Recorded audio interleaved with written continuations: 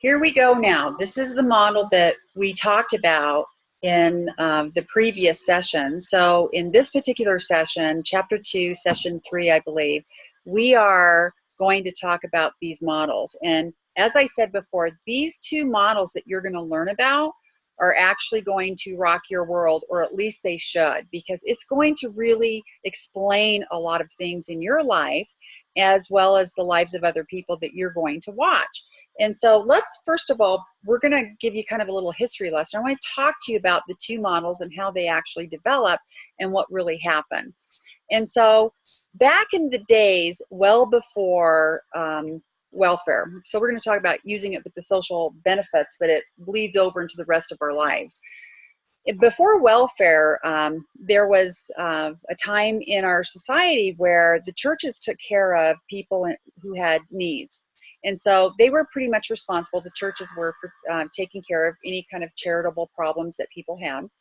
And so what happened is that over a period of time, if people had problems in their family, if there was a divorce, if there was a death, if there was a loss of job, if there was substance abuse, if there were other problems like that, the church, they would go to their local church and the church would take care of their need and help them. And so the church based their philosophy on 4 levels. And so it was called the restorative model. And the first thing that they did is they restored the person to self. And so they would help them with their self-dignity. If they needed a job, they would help them with their job. They would get them back on their feet and get this person as a human being and as an individual. They would get them healthy and stable. That is really important. Okay, the second thing that they did, they would restore this person back to their faith, whatever their faith was. And so they knew that, and we teach this in positive psychology, that everybody needs faith. We need to be able to believe in something bigger than us. And so with faith, this the church would, excuse me, let me have my tea. The church would actually restore them back to their faith. The next thing that they would do is they would restore this person back to their family. And in fact, they would work really hard to get this person back involved with their family, because they knew if one person was having difficulties, it affected the whole family. And so they wanted the whole family to be healthy and vibrant and connected with one another, because they believed in healthy relationships. And so they wanted everybody to get back on track again.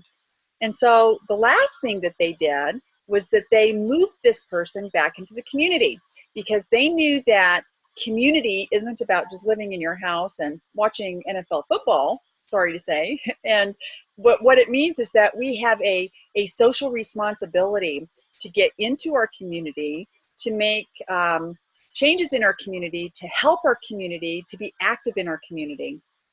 And so when someone isn't doing well, they're less likely to be in the community to contribute to the collective whole.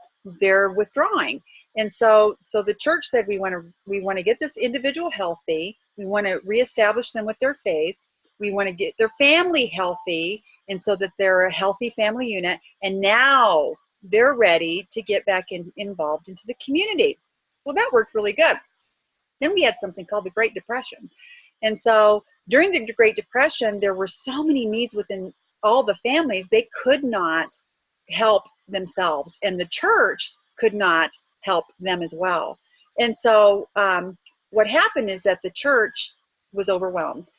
So so the government stepped in with the New Deal. And a lot of times people are pretty critical of what happened with the New Deal. Maybe not so much at the time, but they have now later. And the criticism is because of the long-term sense of I don't know how to word this other than people have been connected with social services or welfare for generationally, and so it really has been listed as kind of a trap. And so they blame the government for creating this like intentional trap. Well, that's not what happened. the government had good intentions. They weren't out there to try to sabotage anybody and say, hey, I want you to be dependent on me forever so that, you know, I can own you and you never have to get to work and we can raise the taxes for the middle class. That's not what happened. And so we don't want to take such a dreary view of what the government was doing. They did the best that they could in that time, thinking that this is going to solve the problem. And so we're going to talk now about how they developed welfare and what it turned into, not what they intended it to turn into, because they had a different viewpoint. So let's take a look at that. Okay, and so some of you recognize this. This is Maslow's.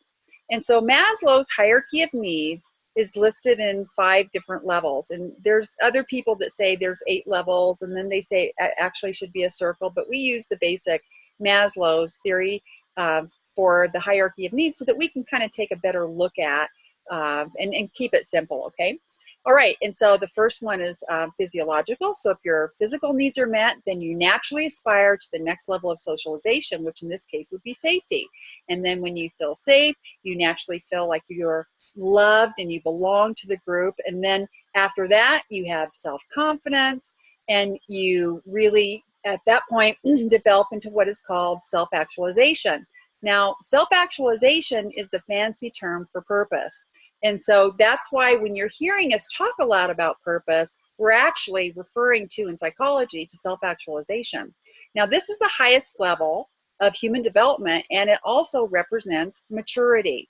And so if you're, 10 years old and you think you've reached self-actualization, it's not happening, because you have to have life experiences, and there's a lot of things that you have to really understand about yourself and other people, including cultures and all the dynamics that go with that, before we can actually reach that level of maturity and self-actualize. And so, okay, so back to what happened with welfare. So the government said, look, we have this thing called the Bill of Rights, and we can't really include the faith aspect of, help to people, because, we have to keep religion separated from our government. So let's build our welfare system on this human development model that Maslow put out. And so they said, we think that if we can get them all their physical needs met at the lowest level, they'll naturally feel safe. And they'll continue to develop until, hey, they're independent, they're self-sufficient, and they're on their own. And so let's provide all of their needs. Let's take care of them, and they'll do better.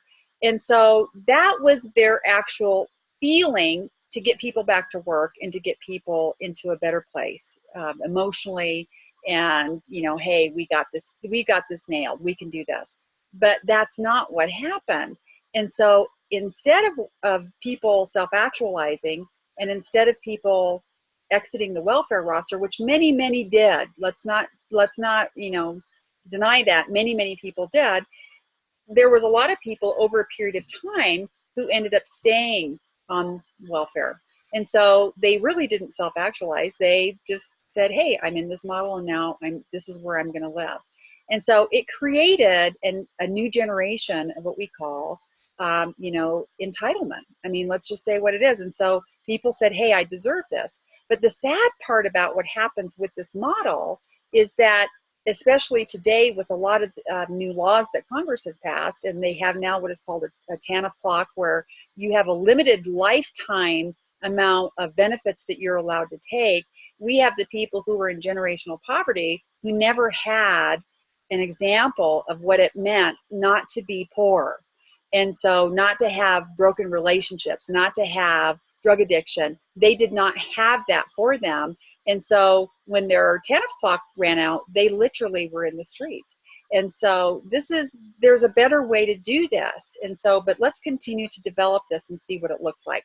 Okay, so now what we want to talk about is the actual benefits model. So the entitlement that I talked about was produced from the benefits model. Then people start getting unhealthy relationships. Now we know they're unhealthy because if they were healthy, they wouldn't be stranded in a benefits model. Okay, so this healthy relationships say, no, I want you to move to a better place. We can make this happen. Let's put our heads together. Unhealthy relationships usually view relationships as currency. And so they're like, I don't want you to do better than me because you might leave. And I don't want you to do better than me, because then it kind of spotlights the fact that I'm really not doing that great. And so we know that there's unhealthy relationships in that model. We know there's a lot of times where people get exploited. And so part of it is, hey, you know, I have to actually make my problem bigger than your problem, even if I have to exaggerate or exploit something so that I can get the benefit. And so we know that takes place. It's a control model. This is a model where somebody's calling the shots. This is somebody that says, hey, I want you to do this. You've got to do this in order to get benefits. You've got to go over here in order to get your benefits. You have to fill out this form in order to get benefits. And so it's a lot of control, and there's very little input on the recipient side. It's like, okay, what do I have to do in order to get this? And so there's a lot of that takes place. It's a very punitive model. So this is the model that says, I didn't get my paperwork in time, so I lost benefits, or this happened. And so it's very punitive. It's also a dependency model. You are reliant on this in order to get your benefits. And so these are things that aren't, by the way, aren't just restricted to social welfare. These are, you know, other things in your life. You might want to say, you might want to take an evaluation of your life and realize, oh my gosh, I'm involved in this group over here, and this is all what it is. Okay, well, that's your cue. I'm in a benefits model. Okay, it has a victim mentality. Somebody's always going to be a victim. Somebody's always going to get hurt. Somebody's always going to get the short end of the stick.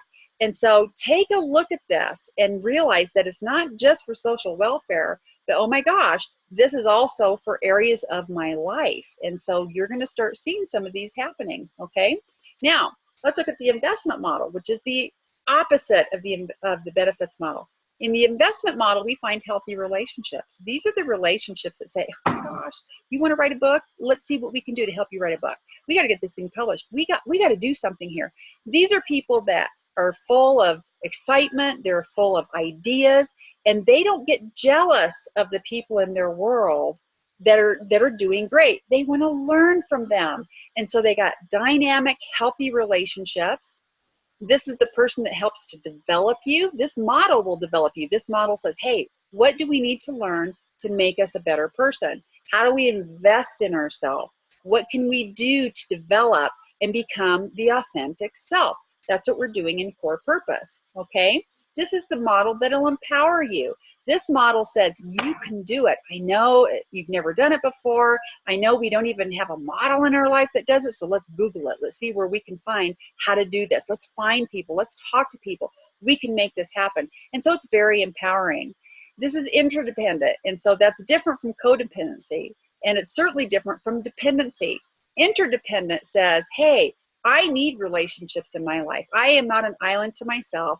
I'm not going to just be by myself and be a hermit because I don't trust anybody. An investment model says interdependent relationships are healthy and they're necessary. And so, but interdependency is contingent upon the relationships that you're going to have, which should be healthy. And you become an overcomer. So you've learned from your mistakes, because the most important thing is what I learned. And so instead of panicking in the zone of learning and saying, oh, you know, the sky is falling, what you're saying is, oh my gosh, I've learned something from this, and I'm going to apply it, and I'm smarter. So the next time this thing comes around, I'm not going to be doing the same thing.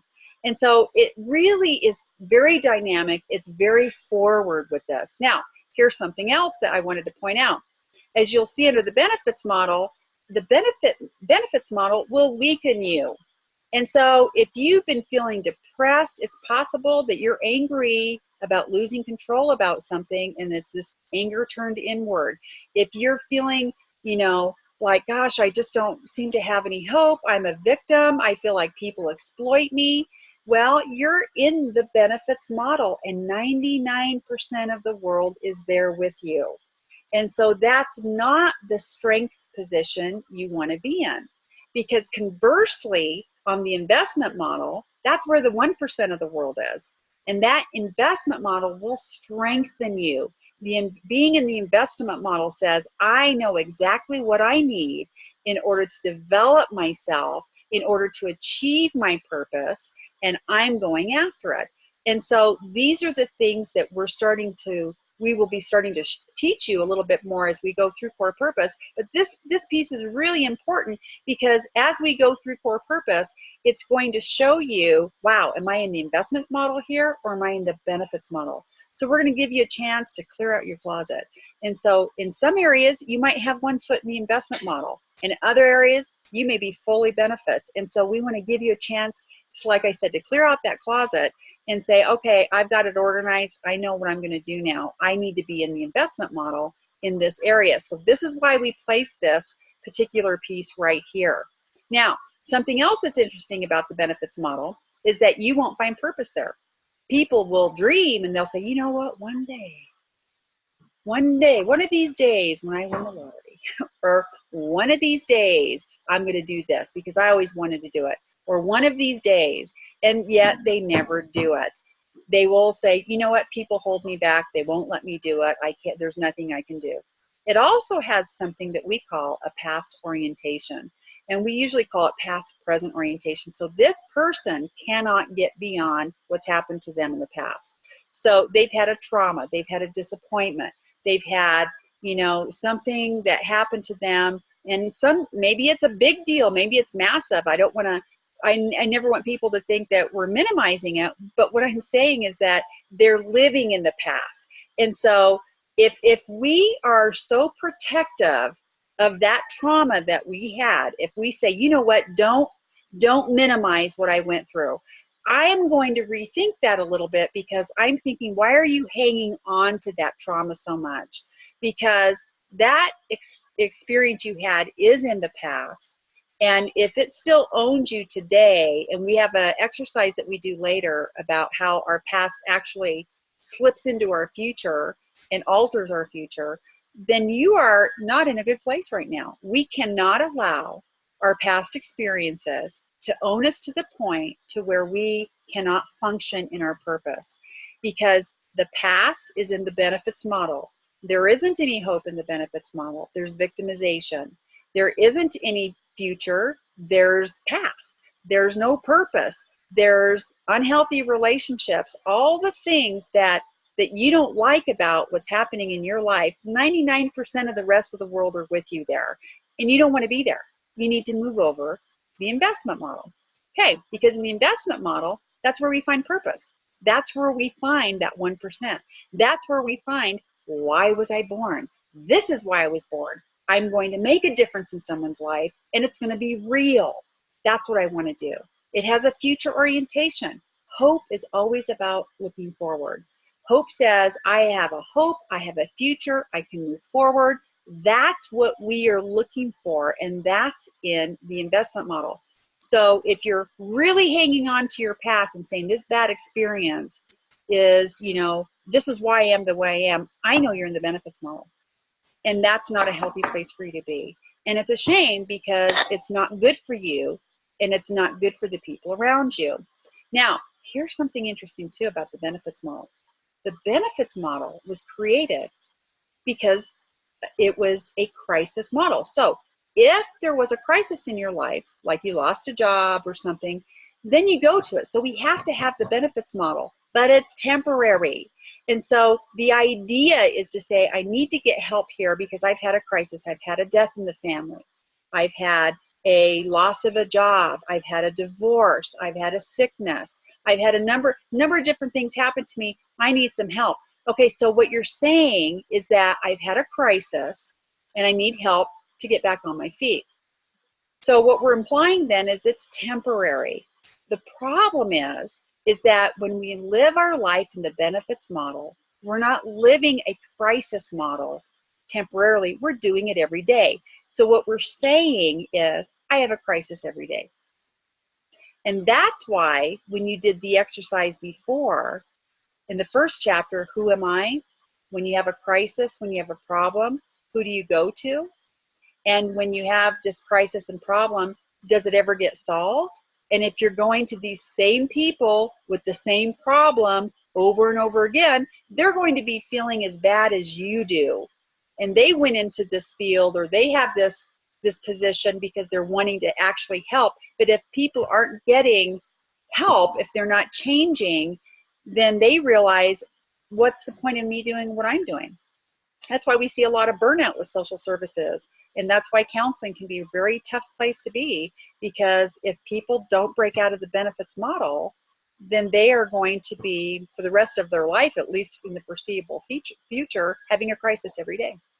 And so this is what I want you to see. To me, it's like awesome, because it's like, oh my gosh, I'm getting it. I don't want to tell people, hey, I live in a crisis every day. I really do want to move out. I want to be in the investment model, because the investment model is where it's thriving and it's permanent. And so that's where we develop, we live the 1%. That's where we really get to enjoy our quality of life. And so this is really important for us to see, because it makes it very clear which model you live in and which model you should be in. And so that is the question, how do I get there? And so what we want to talk about as we continue to go through Core Purpose is the next step. And so let me just tell you, when you do have a crisis, when do you actually start moving into the investment model? You start moving immediately. As soon as you're getting stabilized, or as you're getting stabilized, you move into the next model. And so this would be an example. Let's say, I had a girlfriend who lost her husband, and she was totally devastated, of course. And she was just very emotional about it, and she couldn't see her future because her husband just passed away. And so as we were talking, I said, you know what, I said, this is temporary, as you know, and I said, we need to grieve today for the loss of your husband. And you know what, the day will come when you're going to be able to really enjoy all these wonderful moments that you've had with him. So see, I was already talking about the future with her. And so she's thriving. And so she's done really well. And so that's the same thing for any of us. When we have a crisis, we need those people in our life to comfort us in that moment of grief, and to say, wow, this is bad, this is terrible, but guess what, it's going to get better. So let's start, what do we need to do to start moving out of this really bad spot? And so the things that you're learning in Core Purpose, even already, it's preparing you to walk out of the benefits model into the investment model. And so I want you to think about these things as you're kind of mulling over these things tonight. And I want you to spend some time to find out, in what area of your life are you in the benefits model? And what is in the investment model for you that's going to help motivate you to get out of the benefits model? It may be that you recognize, I don't have the relationships in my life that are going to help me to get into the investment model, because everybody's in the benefits model with me. And see, that's a really good observation. Some people aren't willing to make that observation. And so let's have some time to think about this before you go into the next lesson, and let's see what happens. But I think that this is going to be a big deal for you.